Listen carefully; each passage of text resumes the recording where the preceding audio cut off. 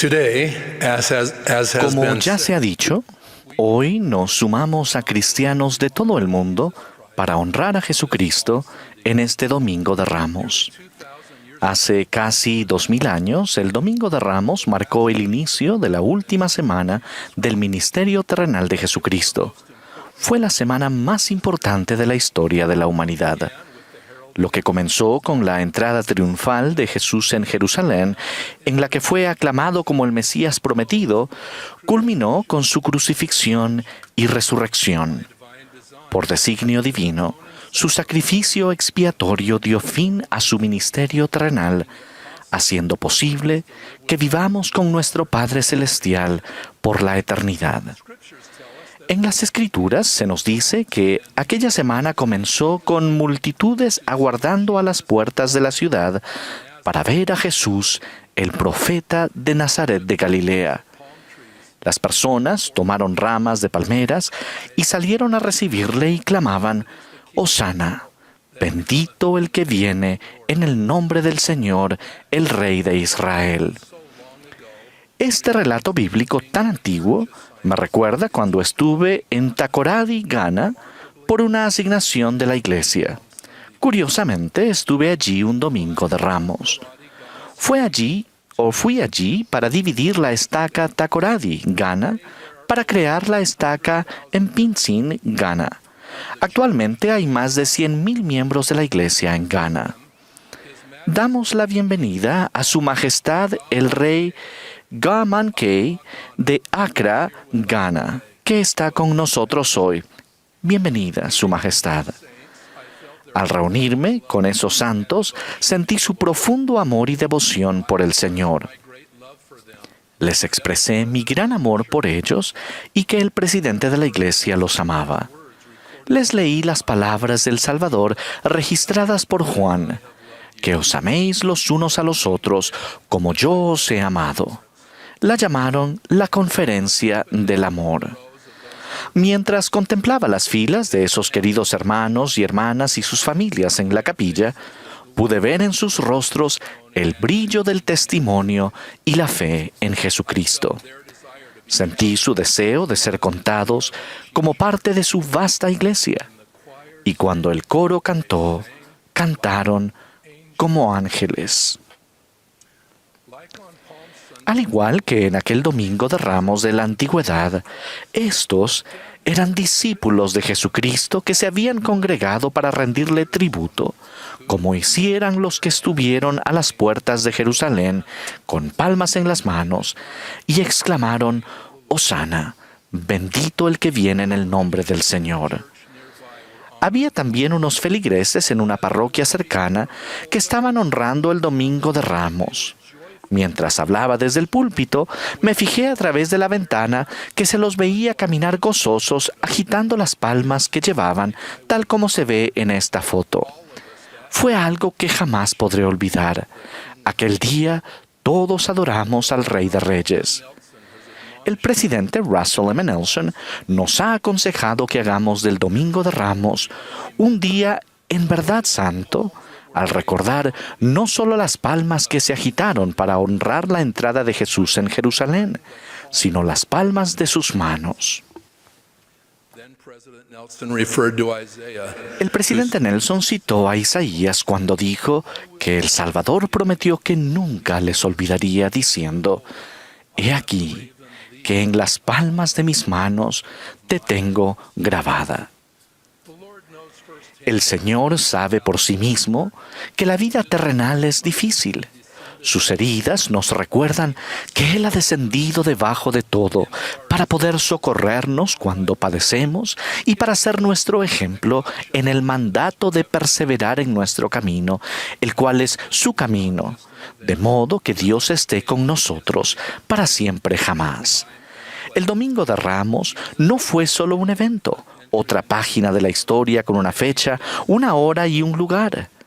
La entrada triunfante de Jesucristo en Jerusalén y los hechos de aquella semana sirven de ejemplo de doctrina que podemos poner en práctica hoy en nuestra vida. Consideremos parte de la doctrina eterna que se entrelaza en la conclusión de su ministerio en Jerusalén. Primero, la profecía. Por ejemplo, Zacarías, el profeta del Antiguo Testamento, profetizó la entrada triunfal de Jesucristo en Jerusalén y hasta describió que iría sentado sobre un pollino. Mientras se preparaba para entrar en la ciudad, Jesús predijo su resurrección con estas palabras: He aquí, subimos a Jerusalén, y el Hijo del Hombre será entregado a los principales sacerdotes y a los escribas, y le condenarán a muerte, y le entregarán a los gentiles para que le escarnezcan, y le azoten, y le crucifiquen, mas al tercer día resucitará. Segundo, la compañía del Espíritu Santo. José Smith enseñó: nadie puede saber que Jesús es el Cristo, sino por el Espíritu Santo. El Salvador prometió a sus discípulos en la última cena, en el aposento alto: no os dejaré huérfanos. No estarían solos al llevar adelante las verdades del Evangelio, sino que tendrían el supremo don del Espíritu Santo para guiarlos. La paz os dejo, mi paz os doy, prometió. Yo no os la doy como el mundo la da. Tenemos esa misma certeza con el don del Espíritu Santo, para que siempre podamos tener su Espíritu con nosotros y, por el poder del Espíritu Santo, podamos conocer la verdad de todas las cosas. Tercero, el discipulado.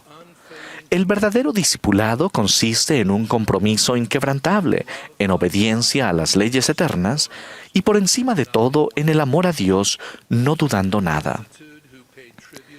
La multitud que rindió tributo con palmas lo aclamó como el Mesías. Y en efecto, Él lo era. Vinieron atraídos por Él, por sus milagros y sus enseñanzas. Pero para muchos de ellos la adulación no duró. Algunos de los que previamente habían clamado «Hosana» no tardaron en volverse y exclamar «Crucifícale». Cuarto, la expiación de Jesucristo. En sus últimos días, tras el Domingo de Ramos, Él efectuó su extraordinaria expiación desde la agonía en Getsemaní, pasando por la farsa de su juicio y su tortura en la cruz hasta su entierro en una tumba prestada. Pero eso no fue todo. Con la majestuosidad de su llamamiento como Redentor de todos los hijos de su Padre, 3 días después salió de la tumba, resucitado, tal como Él había profetizado. ¿Estamos continuamente agradecidos por la incomparable expiación de Jesucristo? ¿Sentimos su poder purificador en este instante? Ese es el motivo por el que Jesucristo, autor y consumador de la salvación, fue a Jerusalén, para salvarnos a todos. ¿Resuenan en ustedes estas palabras de Alma? Si habéis experimentado un cambio en el corazón y si habéis sentido el deseo de cantar la canción del amor que redime, quisiera preguntaros, ¿podéis sentir esto ahora? Puedo aseverar que aquel Domingo de Ramos, el coro de Takoradi cantó la canción del amor que redime. Aquella fatídica última semana de su ministerio terrenal, Jesucristo dio la parábola de las 10 vírgenes. Él estaba enseñando acerca de su regreso a quienes estuvieran preparados para recibirlo, no con palmas en las manos, sino con la luz del Evangelio en su interior. Él empleó la imagen de las lámparas encendidas, con una provisión de aceite que alimentara la llama, para describir la disposición de vivir a su manera, vivir sus verdades y compartir su luz. Ya conocen la historia. Las 10 vírgenes representan a los miembros de la iglesia y el novio representa a Jesucristo. Las 10 vírgenes tomaron las lámparas y salieron a recibir al novio.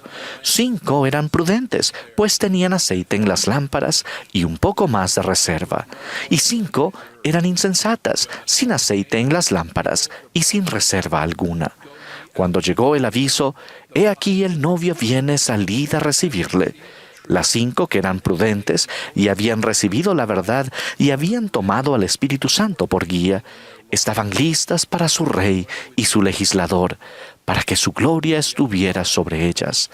Las otras 5 trataban frenéticamente de encontrar aceite, pero era demasiado tarde. La comitiva siguió adelante sin ellas.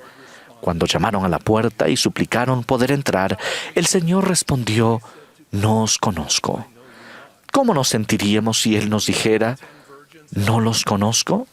Nosotros, al igual que las 10 vírgenes, tenemos lámparas. Pero, ¿tenemos aceite? Temo que haya quienes apenas se las arreglan con una escasa cantidad de aceite, demasiado atareados con las presiones del mundo como para prepararse debidamente. El aceite se obtiene al creer las profecías y las palabras de los profetas vivientes, en especial del presidente Nelson, sus consejeros y los 12 apóstoles, y llevarlas a la práctica. El aceite llena nuestra alma cuando oímos y sentimos el Espíritu Santo y actuamos según esa guía divina. El aceite se derrama en nuestro corazón cuando nuestras decisiones indican que amamos al Señor y que amamos lo que Él ama. El aceite se recibe al arrepentirse y procurar la sanación de la expiación de Jesucristo.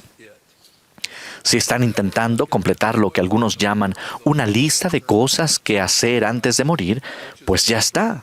Llenen su lista con aceite en la forma del agua viva de Jesucristo, la cual es una representación de su vida y sus enseñanzas. Por el contrario, marcar en la lista que se completó la visita a un lugar lejano o a un evento espectacular jamás les llenará ni satisfará el alma. El vivir la doctrina que impartió Jesucristo sí lo hará.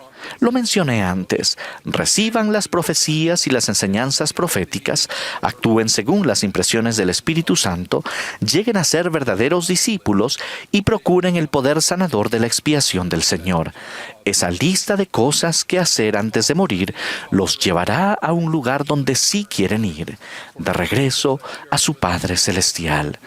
Aquel domingo de Ramos en Takoradi fue una experiencia muy especial para mí porque la viví con una congregación de hermanos y hermanas fieles.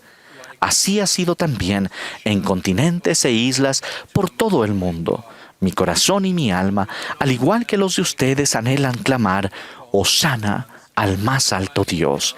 Si bien hoy no nos hallamos a las puertas de Jerusalén con palmas en las manos, el tiempo vendrá en que, como se profetizó en Apocalipsis, vendrá una gran multitud, la cual ninguno podía contar, de todas las naciones y tribus y pueblos y lenguas, que estará delante del trono y en presencia del Cordero, vestidos de ropas blancas y con palmas en las manos. Les dejo mi bendición como apóstol de Jesucristo, para que se esfuercen diligentemente a fin de vivir en rectitud y estar entre aquellos que con palmas en las manos anunciarán al Hijo de Dios, nuestro gran Redentor. En el nombre de Jesucristo. Amén.